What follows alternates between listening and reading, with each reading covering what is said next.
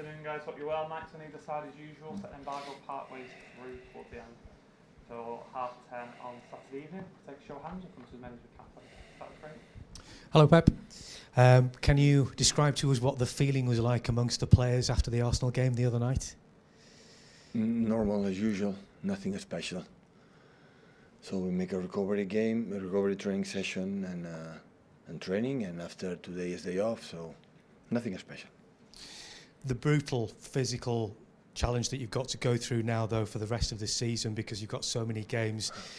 When you have a performance like that, and knowing that a lot of players have been through this before, how much confidence does that give you now for the rest of the season? The confidence prepare the Fulham game to see what they do. They have a lot of patterns, like it's clear what they do, especially because they are together from already few years, and the good championship had done in this Premier League as well. This is the confidence we have to have. Is only I'm concerned about a lot of games is normally in this period when we are in contention with the three competitions. But of course, winning games helps to be ready, and on Sunday we have another opportunity. Fulham have been one of the surprise packages for a lot of people, I guess, this season. They had a difficult patch recently, but started picking up wins again. What are your thoughts on the season that they've had and how tough an opposition They're they're exceptional for the way they play. Of course, Mitrovic is an important player for them. He's not available for his suspension, but he's an incredible, well-organized team. And you have to be intense, aggressive, and try to attack as better as possible. Pep, it was a bit over 3 months ago that you gave us that remarkable press conference after Spurs game. That you said you felt that everybody was a bit too comfortable, etc. Now you look everything but too comfortable. You look really, really sharp. What was the turnaround since then, you think? I don't know. I don't think for 1 second that was the reason why that we changed. Everything is a feeling I have, and now it's completely different because, like you said, it was 3-4 months ago, and here is already weeks, I would say, more than weeks, not much more than more weeks to finish up the season. So that is the difference. And I think before Arsenal, you mentioned there was a couple of things in your game that you wanted to see improved for the Madrid games, especially in Champions League. Did you see any development against Arsenal? We didn't pass the ball before. Against Bayern Munich, we didn't pass enough the ball. And the game we saw in Emirates, we didn't pass the ball. And our strength point is attack quick. But before attack quick, you have to pass more the ball, use the keeper more, turn them more. And before the last games, they just started right and finished with right. Started with left and finished with left. And to attack better, especially when a teams like make high pressing, like happened in Bayern Munich and Arsenal, you have to move them a little bit more. Otherwise, it's more difficult to find the right spaces and to be, after this process, to be quick and be faster. Hi, Pep. What's the latest situation with Nathan Ake? Have you got a kind of precise idea of when he is? It's much better. His symptoms are really good. His symptomatology if it's good, it is important because at the end, the players knows his body and his reaction, but still is not training with the team. So, I mean, it's still too far away to know whether he'll be fit for Real Madrid. No, I think will not be longer. Will not be longer, but still, I think it's not. But maybe tomorrow come and the doctor say he's ready to training, but I think it's not. Can I just ask you, you've just been asked about your comments from a while ago, but you've also spoken a lot this season about Kevin De Bruyne and what makes him tick. There was a period around the World Cup where he didn't look quite right, but now he looks as good as he's ever done. Is there something that just happens, or what makes the difference there? He's the same player like a month ago. It's the same personality, the same exceptional player. Even when I decide he doesn't play or he plays. So he's the same one, and we cannot demand in every single player during a period of 7, 8, 9, 10 years of career, and every 3 days, like they happen in this sport, and with 11 months in a row, and rest 3 weeks, and after come back again the preseason, go to Asia to do it, to be all the time enough. And sometimes sitting and not playing is good. It's not to punish, it's not to be discomfort. It's just sometimes you have to sit and realize, okay, to refresh a little bit your mind and to let him notice like what is his standards, like are so high, and 3 days you haven't had a game opportunity and show how happy you are playing football. Pep, if you win at Fulham, you go back to the top of the table, and you have been top of the table many times this season. Psychologically, for your players at this stage, with only 6 games left after that, how important is it to look at the league table and be top? Psychology is important for the fact that depend on us, and we don't have to look anything else that do our performance as best as possible, our games as best as possible, to win game by game by game, to be close, to arrive in the last game with the chance to be champion again.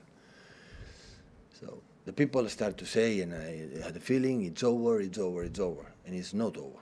It's over, will be over when it will be over, and it's not over. And still we have 7 games. When I saw, for example, the 15, 20 minutes yesterday in Goodison Park, how aggressive they are, part of the result, how intense and good they were, and every single game we played for special things for our opponents, for ourselves as well. And I have to do is do our game. So, and I know what happened when we play in Emirates. We won, everyone was happy. In Barcelona, Manchester City's already catch them, Arsenal. We won Nottingham Forest and we draw. Fantastic game, but we draw.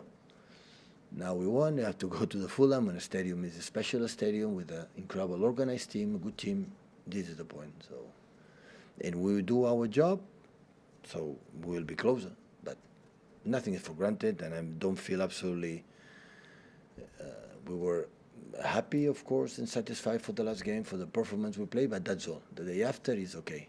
Rest and prepare Fulham is what you have to do. Because I know it's not 20 games left. It's 7 games, but 7 games are 7 games. It's a lot. Still had the feeling it's a lot of games, considering we have Champions League around the corner and so on.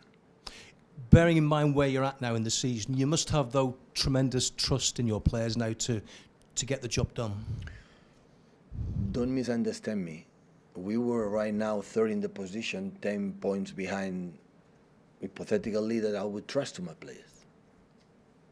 My players I don't trust. It depends on the results. No.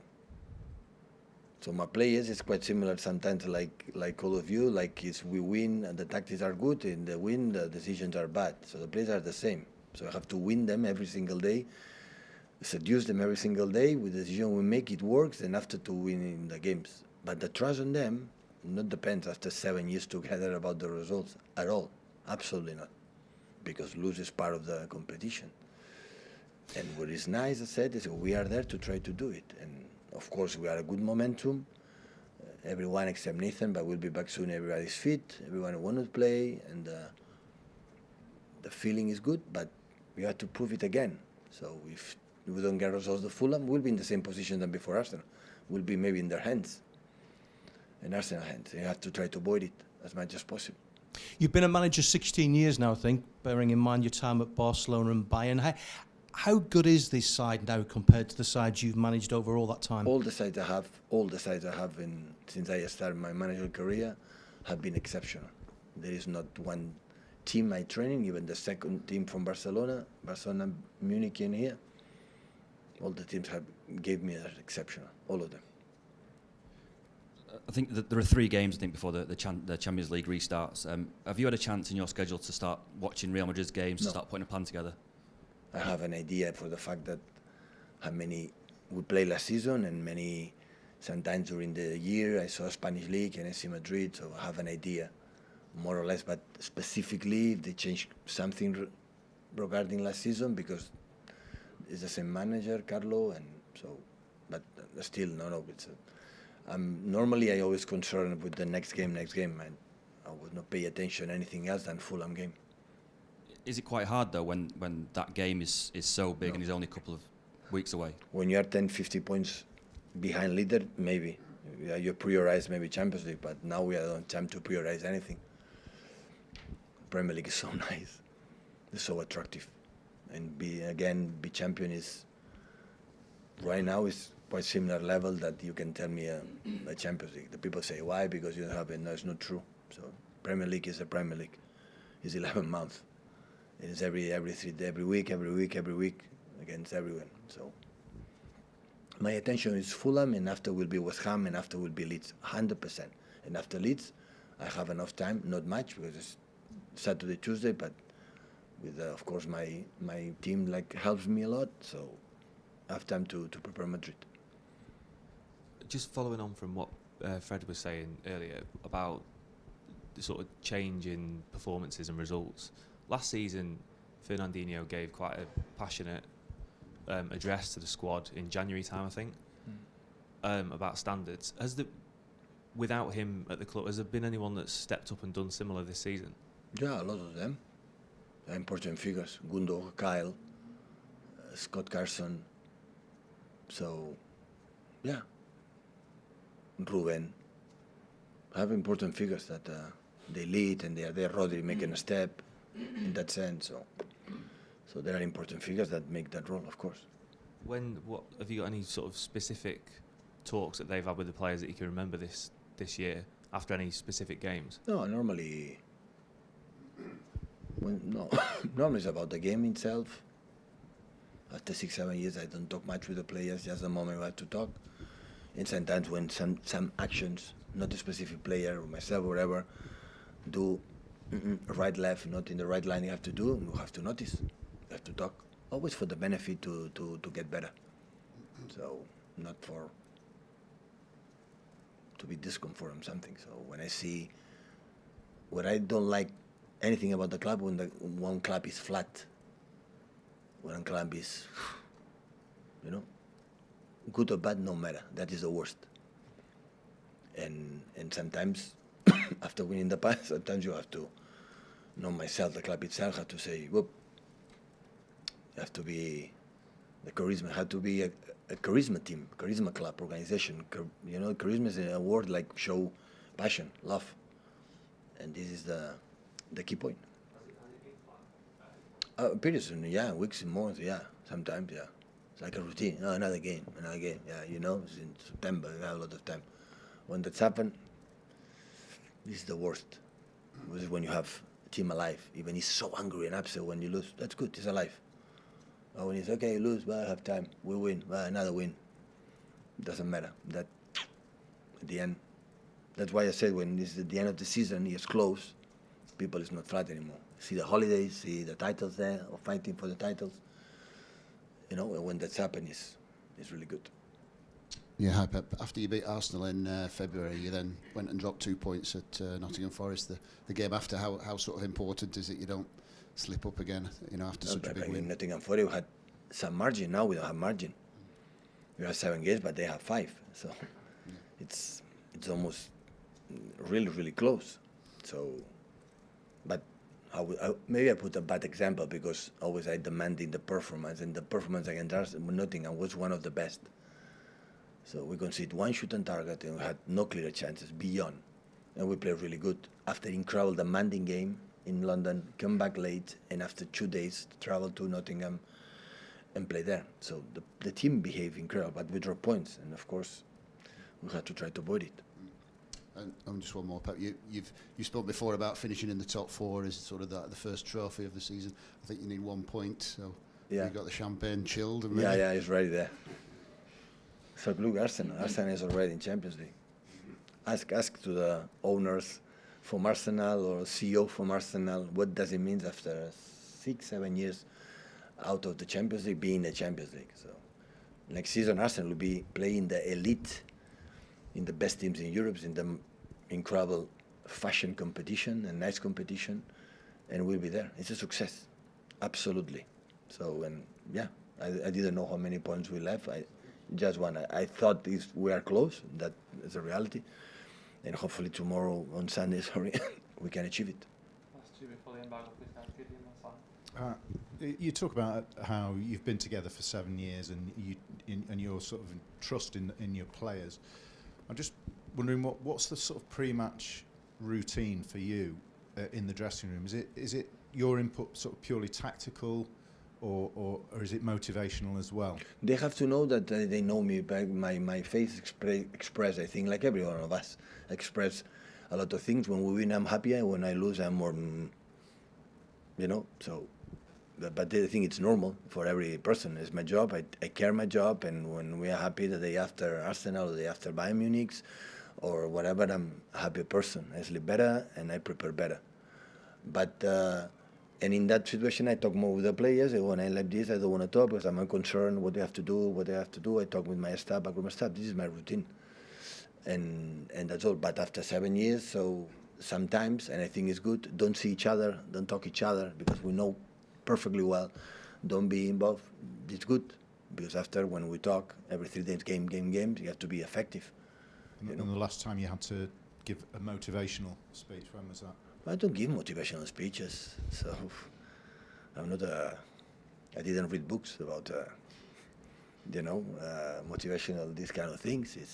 It's what I feel about the team we're going to play, or the game we're going to play. About the game, what you see, sometimes but I think all the managers, sometimes the boys is more calm, sometimes more aggressive, sometimes when I see the team a little bit, you have to lift them, sometimes, against Arsenal, I didn't see one word. So I have to motivate against Arsenal playing for the Premier League. They know perfectly. Even the warm-up, they say the warm-up. I said to the guys, how they warm up? Always I ask, how they warm up? I said, yeah, so calm, relax. And I said, but relax in good way, in bad way? And the guys tell me, I don't know. So we'll see how we start the game. So nobody knows. And there are moments that the warm-up is a little bit flat, so I have to leave them. Sometimes, they talk a lot, they make it incredible, the passes, the shootings. It's feeling. Important is arrive at the right moment to be ready. Maybe the players they need in that moment relax, they know exactly what they have to do, they don't need, the speeches in these kind of games. For example, against Madrid, when we're going to happen, the speeches will be, they know exactly what they are playing for. Semi-final Champions League, you don't need any words, to let them know how nice, important, and privileged to be there.